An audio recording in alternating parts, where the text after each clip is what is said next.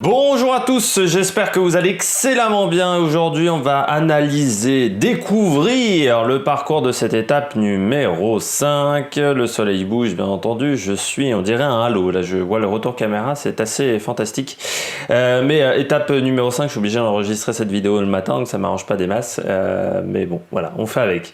Étape pour baroudeur, cette étape numéro 5, étape extrêmement longue, 226 km, je crois me rappeler, enfin plus de 220. Oui, 226 km qui nous emmène de Mileto à Camigliatello Silano. Étape piège, étape pour baroudeur, mais étape piège pour les leaders. On peut perdre du temps aujourd'hui. On gagnera pas forcément le Tour d'Italie lors de cette journée, mais on peut le perdre. Ça c'est clair et net parce que c'est une étape où vous pouvez perdre beaucoup de temps. Ça va permettre également à des coureurs qui ont perdu 2 minutes 30, 3 minutes 30 au niveau du classement général de peut-être tenter un coup. Un peu ce qu'avait fait Carapaz l'année dernière sur le Giro. Donc c'est une étape qui est très intéressante. Étape longue. Étape casse-pattes et surtout, n'oubliez pas ce chiffre, dénivelé positif, 4691 mètres de dénivelé positif. Ce qui est énorme vu que c'est la 4e étape la plus dure de ce Tour d'Italie. Les 3 autres sont au-delà des 5000 mètres de dénivelé positif et se dérouleront majoritairement en 3e semaine. C'est l'étape vraiment la plus difficile de cette première semaine. C'est le point culminant de cette étape, de cette première semaine de ce Tour d'Italie. Donc il faut faire attention sur cette étape. On regarde tout de suite le profil. Profil qui nous emmène entre Mileto et Camigliatello Silano. On monte pas si haut que ça en altitude, 1700, 1600 mètres. Par contre, vous voyez, c'est très vallonné avec 3 classements de la montagne sur cette journée. Début d'étape en légère descente pendant les 15 premiers kilomètres jusqu'à Vibo Marina. On continue pendant quelques kilomètres en ligne droite. Une petite difficulté vers Cortale, mais qui ne sera pas très difficile. Et on arrivera au sprint intermédiaire au bout de 80 km de course qui auront été plutôt plat du côté de Catanzaro Lido et on montera la première difficulté à Catanzaro, 3 km 500 à 5,4% de moyenne, côte de 3e catégorie. Catanzaro, ça doit être de l'autre côté, non, je l'ai pris du mauvais côté, voilà, Catanzaro. Vous voyez, il y a 500 mètres à 7%, mais ce n'est pas extrêmement difficile, c'est très régulier, la plupart des coureurs passeront. Ils seront dans le peloton à ce moment-là. Si vous êtes lâché dès cette première difficulté, c'est compliqué, juste après le ravitaillement. Et puis vous voyez, on suit un plateau pendant encore une bonne quarantaine de kilomètres, bonne soixantaine de kilomètres. Non, pardon, j'ai été un peu trop vite, j'ai oublié Tirolo, cette difficulté au kilomètre 110, côte de 3e catégorie, plus longue, 10 km, 5% de moyenne.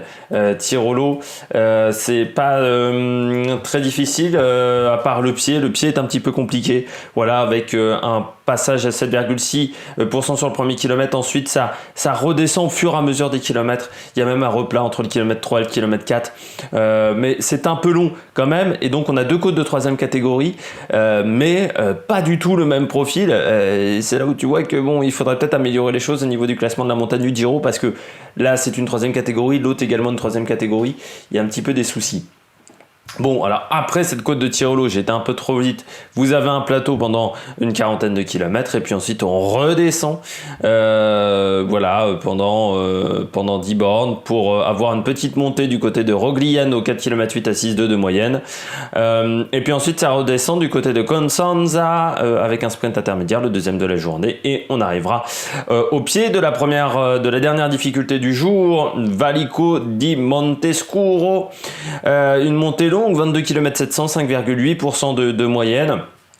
Le sommet qui se situe à une dizaine de kilomètres de l'arrivée, et comme vous pouvez le voir, ce Valico di Montescuro, c'est compliqué parce que c'est assez irrégulier, avec 3 premiers kilomètres plutôt difficiles, un pied de difficulté avec une difficulté à 8,3%, et puis ensuite vous avez un énorme replat pendant 7-8 km, et puis une rampe très dure entre le kilomètre 10 et le kilomètre 11 à 11,5 de moyenne, et puis derrière après ça continue de grimper pendant une dizaine de kilomètres.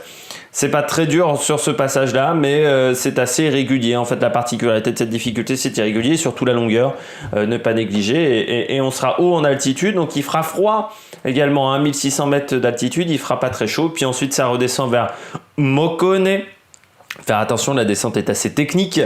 Et puis, pardon. Je m'étouffe, donc la descente est un petit peu technique et puis le dernier kilomètre également avec une épingle dans le dernier kilomètre, une chicane à environ 350 mètres, 400 mètres de l'arrivée, donc il faudra faire également attention à ce niveau-là. Du côté de la météo, entre 13 et 18 degrés et encore, ça on va dire c'est dans des jusqu'à 1000 mètres d'altitude, donc au-delà il va faire encore plus froid avec un ressenti assez mauvais. Pourquoi ? Parce qu'on va avoir de la pluie et également du vent, plus de 50 km/h du vent qui vient d'ouest et qui sera de côté pendant une grande partie de l'étape, surtout entre Catanzaro et Constanza, c'est-à-dire les deux sprints intermédiaires.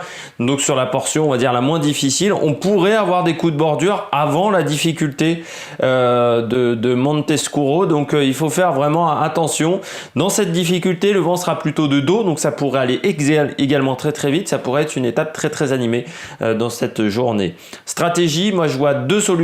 Soit on a une grosse échappée et la bagarre devant du côté des échappées, derrière soit on se regarde, soit on décide de mettre en route. Je pense qu'on mettra en route parce qu'il y a des possibilités de reprendre du temps, ou soit une bagarre entre leaders, c'est un leader qui s'impose en bas de la difficulté, ou soit un coureur qui sort dans cette grande difficulté de première catégorie, qui n'est pas forcément un favori pour la victoire finale, mais qui est un très très bon coureur.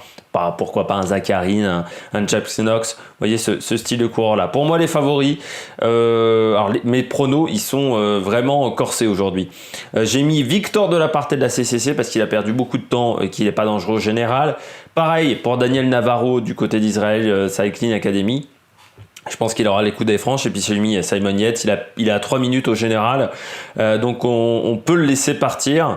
Et puis surtout, moi j'ai toujours l'impression qu'il est en grande forme et qu'il s'est fait avoir par les conditions climatiques.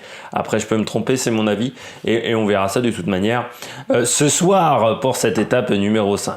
J'espère que vous avez aimé cette vidéo. Si vous avez aimé cette vidéo, n'hésitez pas à réagir dans les commentaires, n'hésitez pas à vous abonner à la chaîne, n'hésitez pas à mettre un pouce bleu, et nous on se retrouve pour le débrief de cette étape et puis pour d'autres aventures sur la Meilleure Production. Ciao ciao.